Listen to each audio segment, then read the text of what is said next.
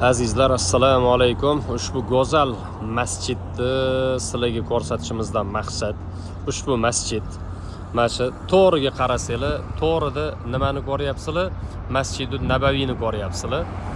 Masjidun Nabaviydan taxminan 150-200 metr uzoqlikda joylashgan ushbu go'zal masjid bizni vatandoshimiz muhaddislar sultoni Imom al-Buxoriy nomidagi go'zal masjid ekan.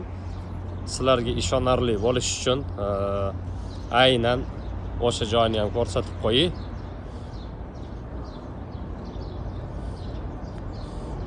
O'qishinglar mumkin. Masjidul Imom al-Buxoriy. Ko'rdinglar? Vatandoshimiz bobo kalonimiz nomiga, sharafiga qurilgan masjid. Bu masjidga ichkarisiga kirmoqchi edik. Peshin vaqtida ba'zan ochishar ekan, hozir yopiq holatda ekan.